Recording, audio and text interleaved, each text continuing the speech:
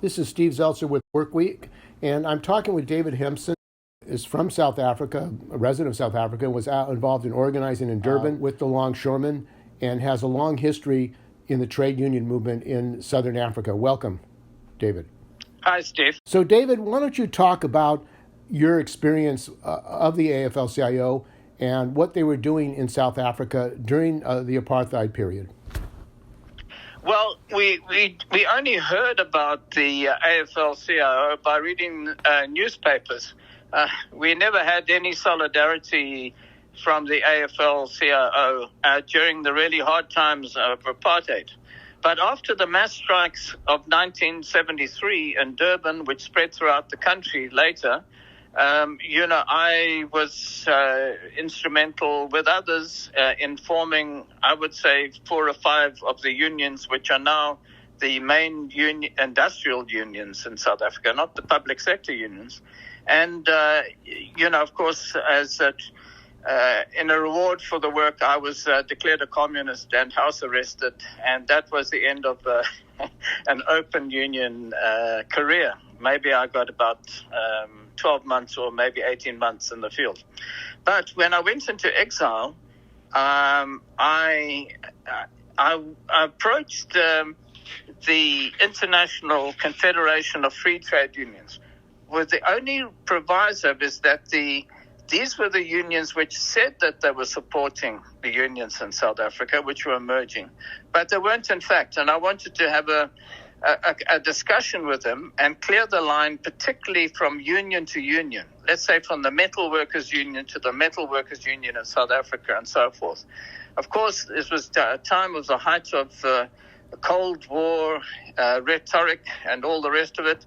And I was very cautious, in talking to the international department of the ICFTU and all the big wigs, around at that time in Brussels. Of course, Brussels being the center of many a social democratic failure. But in that discussion with them, they're very interested to hear what is being said, very concerned about communists. After I've been declared a communist, so they just had to shut up and listen to me. And then when the discussion eased, one of the officials said, "Look, I'm going to give you something to read. You mustn't say anything about it. Have a good read of it, and I want to talk to you tomorrow about this." So I was sent off to a hotel, and I read this document, and it was a proposal from the AFL-CIO to support a union in South Africa. And I wondered, what union are they talking about? But the union they were proposing was one with Chief Buthelezi, who was actually one of the collaborating leaders in what was then called the KwaZulu government. In other words, they formed these ethnic groups and formed a governmental apparatus on top of them, which then they could declare as an independent state and, of course, a completely collaborating state with apartheid. So I couldn't believe my eyes, because we in the unions, in other words, the new black unions that were rising in South Africa, were in a battle with Buthelezi. He would not support the unions. He would not come out and speak, although he had public platforms, and of course, being the collaborator was as he was, he could speak wherever he wanted, and he had the illusion of being a leader, so many people would come to hear him. But then when we had some discussion with him and he said, "Will you not support the unions?" he sort of looked ambiguous. And then when he would speak on the platforms, he would say, "Support the Black Bank."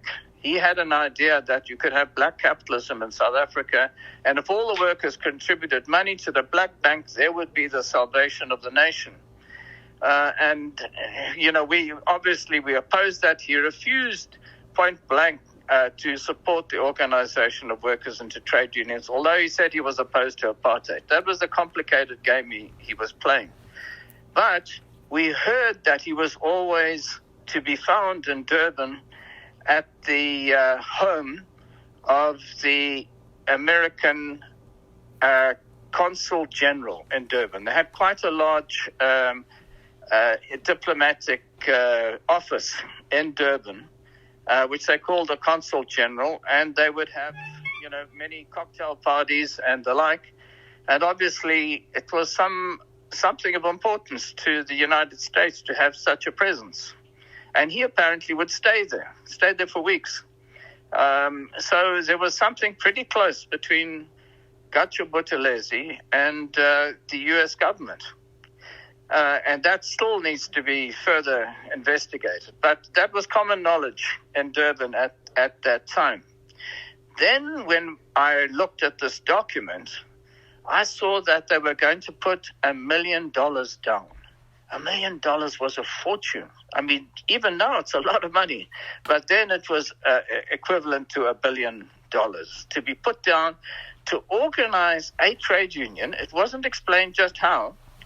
And it would be a subsidiary of the Inkatha movement. The Inkatha movement was the movement which Buthelezi set up to bring together the traditional elements, those who were opposed to women's rights, to somewhat opposed to apartheid, but certainly opposed to communism. In other words, trade unions organizing.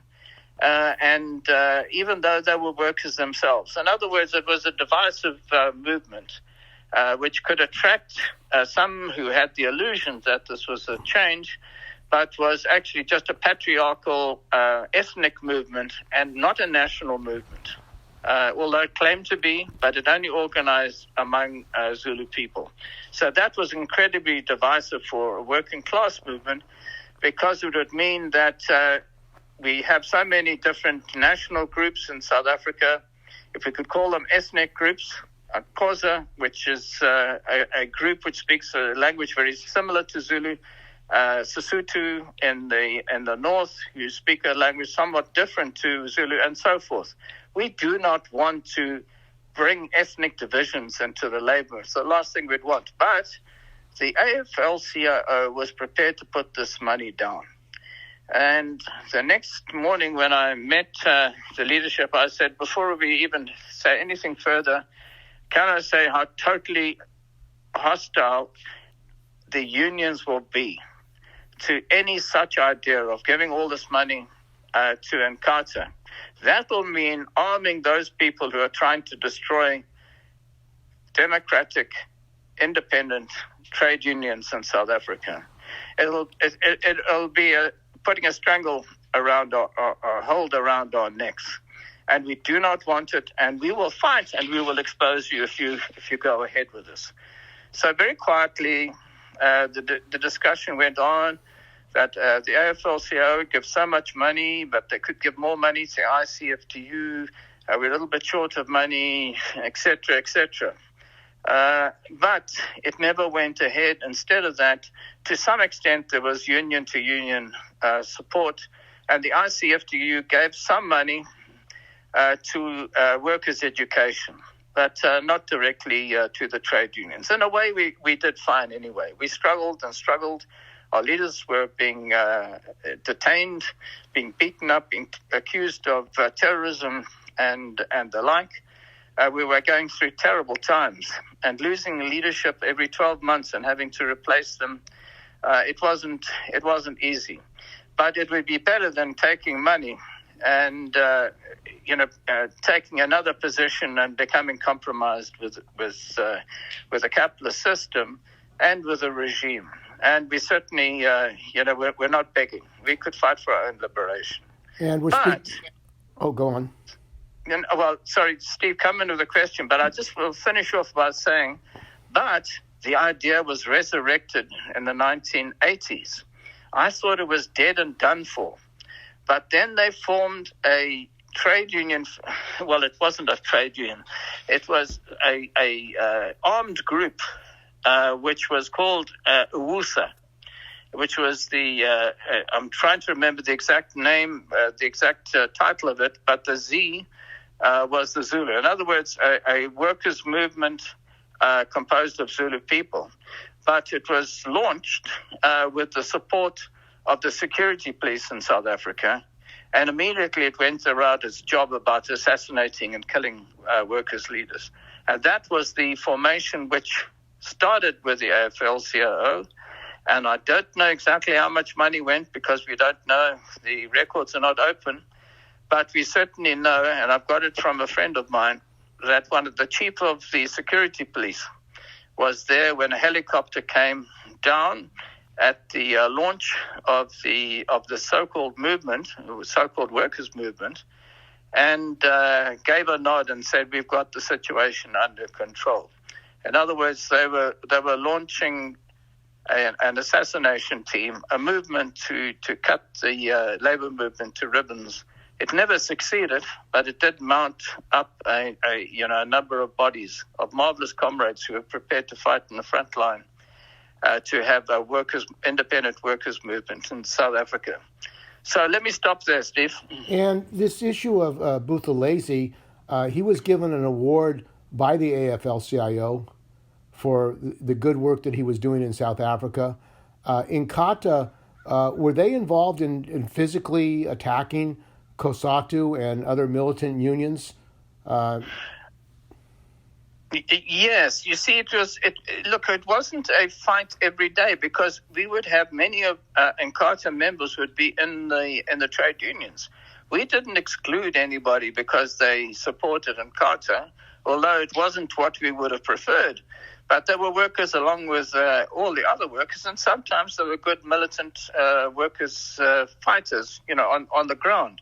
But when it came to a strike, for instance, particularly in KwaZulu itself, that is in the Zululand area, particularly in Richards Bay, we had some very militant metal workers and others. And when they would come out on strike, there would be action taken by Inkatha to say that this is not what we want. We want investment here. We want these people to come and quote unquote provide jobs by setting up aluminium plants and other plants, and so we don't want strikes and action like this. And we had one after the other. We would lose our leaders, and sometimes they would attack the universities where there were black students resisting Inkatha. They would move against the unions in different ways, and then you would have accidents would happen. People would just disappear, and the body would be found, and no one would be held responsible. And we knew who was doing all this. And the AFL-CIO was eventually, they accused the ANC and COSATU of being communist unions. What effect did that have in South Africa at all? Well, not much, but it did mean that, let's say, the American labor movement, which has a marvelous history of struggle and organizing in the Deep South against all odds and supporting the civil rights movement and liberation for black people, it's certainly at the base of the unions. That's the common cause. And that we couldn't understand, what was taking place at the top, although we had a suspicion that in the Cold War period, they were giving themselves completely towards the defense of capitalism. On the other hand, we could see that the Soviet Union, as it was then, was based on a dictatorship over workers. We knew that too. It wasn't as though we had a nice choice to make between A and Z. We knew all the complications, that were there. And that's why we were fighting to develop a genuinely independent movement.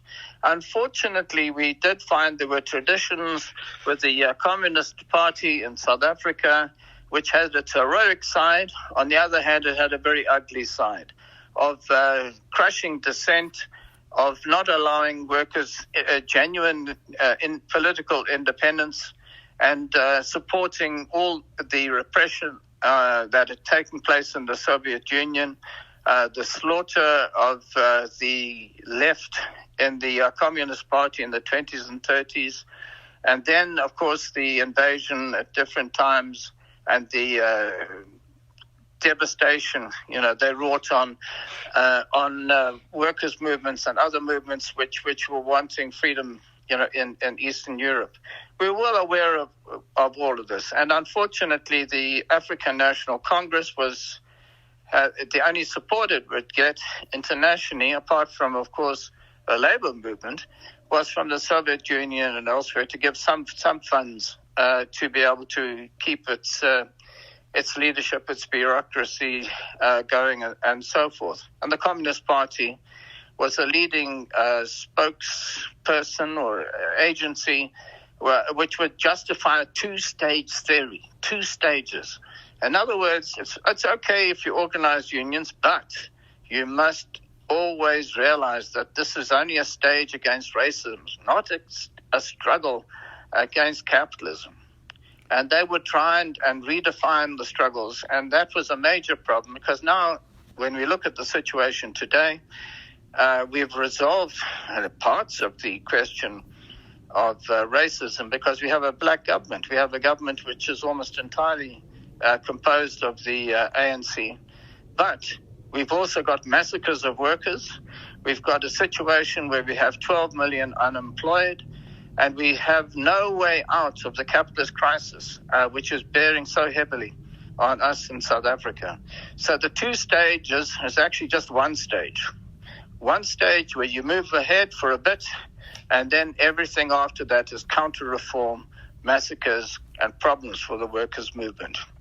Now, China is the major investor in Africa today, and Latin America and Asia for that matter, and they say that through the Silk Road and the BRICS development that they're actually improving the economic situation for the working class of South Africa and Africa as a whole. What is the role of China in South Africa and Southern Africa, and are they advancing the interests of the working class and the unions? Well, let me differentiate South Africa from the rest of Southern Africa, from Namibia, Zimbabwe, and elsewhere. In South Africa, the Chinese government and the Chinese Communist Party, which is directing Chinese government, has a fairly low profile. What it's done, it's bought into finance capital in South Africa in a very big way. There is a bank called Standard Bank, Standard Chartered Bank, and it has extensive financial links through the whole of Africa. Chinese companies, or the Chinese state, has bought up half of Standard Bank. In other words, through that, it controls all the financial arrangements which can be made between South Africa and other African countries, and even the entire hinterland of Africa can be controlled. The movement of finances through the whole of Africa can be controlled through Standard Chartered Bank, of which the Chinese government owns a half. So that is kind of obscure. There's no sign saying this when you go to the Standard Bank in Johannesburg, and it has a huge trading platform there, a huge building in itself, electronically connected to every African country, and that's where all the transactions take place, and all the profits are moved from place to place. So that is a kind of hidden. Nobody really knows about it, but that's a fact. Elsewhere, it's not really invested much in mining or in industry either. So it's kept a very low profile. It's concentrated on finance capital in South Africa. It's so different elsewhere. In Namibia, we know that it's taken over the Rosing mine, or uranium mine, and its first action was to, to withdraw recognition of the local trade union, and to end up firing union militants who resisted this. In Zimbabwe, the reports I'm getting are the government there, the regime there, is as corrupt as it is in Namibia. It lives off the foreign exchange that it can make. And in Zimbabwe, there's hyperinflation of about 400 to 500%. And so they can make a fortune by trading foreign exchange, the bureaucracy, the people who are right in the ruling party. And you can see them driving around in most expensive cars while people are actually struggling to get any food. Now, what has the Chinese government got to do with that? Well, first of all, they bankroll ZANU-PF. They have given critical support to Mugabe at certain points. The extensive loan, they reconstructed the airport, which looks quite fine. It's rather nice if you ever go there, but totally unnecessary if you think about where Zimbabwe is at the moment. There are massive debts that are building up in Zimbabwe. But more to the point, Zimbabwe is actually a treasure trove of resources. And now it's the word I'm getting from different rural areas is that they're moving rural people off communal land. And these Chinese companies are moving in with a brutality which is not previously known by clearing the people away and doing open cast mining, ruining rural areas, polluting the water and so forth, and getting the Zimbabwean government to take action against anyone who resists. It took over the iron and steel industry. There's a magnificent plant at one time called Zisco, Z-I-S-C-O, and that produced some of the cheapest metal, some of the cheapest steel in the world for a while. And then it crashed with the Mugabe appointing all kinds of people. They were just looted that state institution. The Chinese government was then taken over and done something with it, but then decided it wasn't worth the trouble. And now that plant has been closed down. They've just completely abandoned it. So, it's a very ambiguous intervention. And all we can say is that, no one's gained anything from the relationship with China. Not that we've gained anything from a relationship with other corporate bodies that come and mine there as well. The difference is that China often brings its own staff, and that the staff generally doesn't intermingle with the local people. So at times there's a feeling that the people have contempt for African people.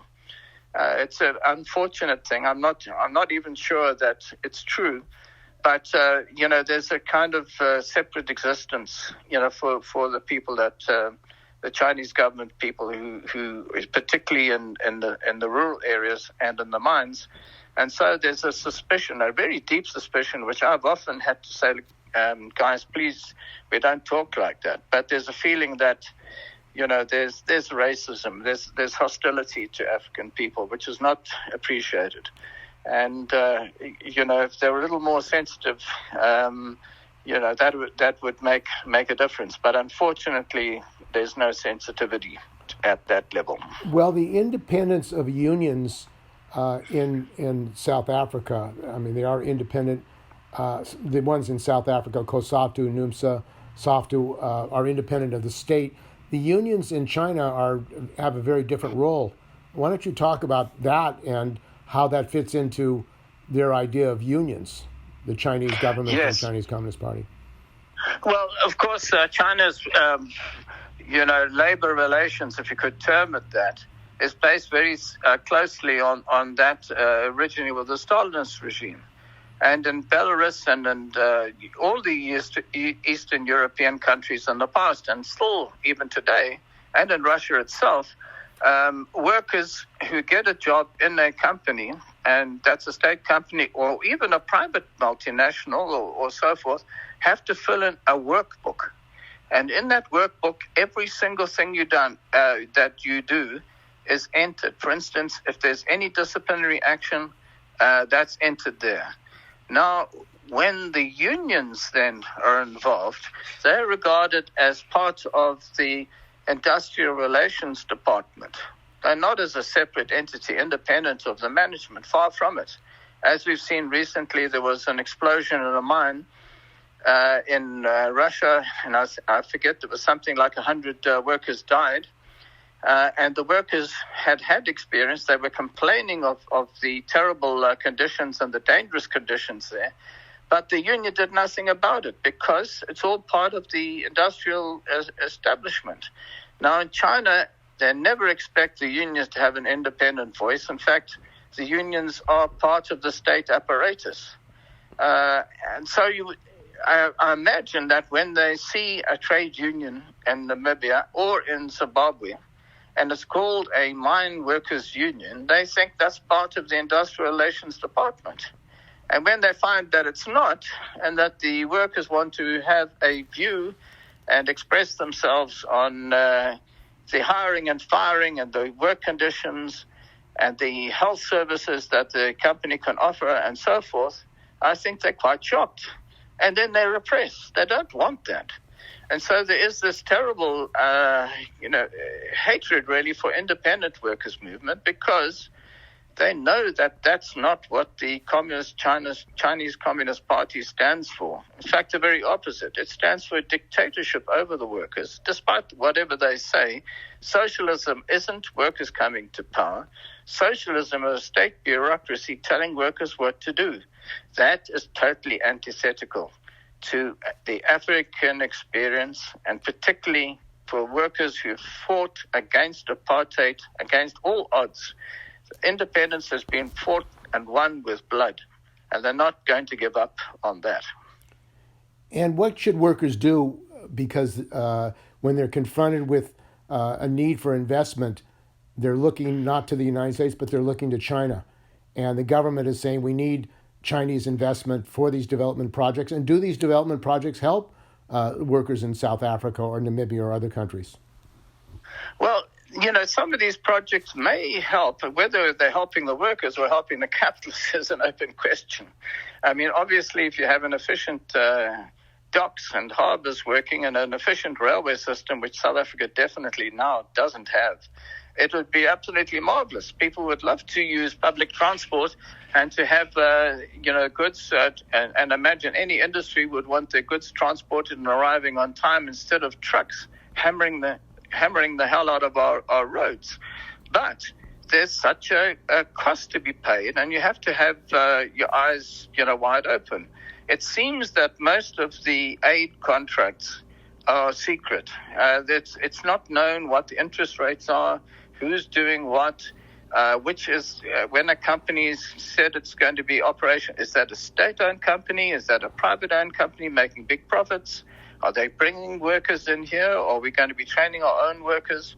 The model for development in China is that when an American company invests in China, there's a JV, a joint venture. In other words, a local company is a Chinese company in China would then work together with whatever the American company is and learn and pick up every single trick that investor is engaged in. Now in South Africa, unfortunately, we have nothing like that. There's no hard-nosed attitude to such investment. As I mentioned in Standard Bank, I mean, who knew that all of that was happening? And then it's just a matter of them just doing what they want, as they did in Rossing Mine and as they're doing in the mines in Zimbabwe. So you can't expect them to be nice. They're operating in a capitalist environment, a market relations. They've got to make profits, and they not only want to make profits, they want to make super profits. And therefore, the workers' interests are the very last thing that are considered. Okay, well, I want to thank you very much. We've been talking with David Hemson, who is a longtime trade union organizer from South Africa and involved also in defending workers in Namibia, and is a researcher. So thanks for joining us on Work Week. Thanks, Steve.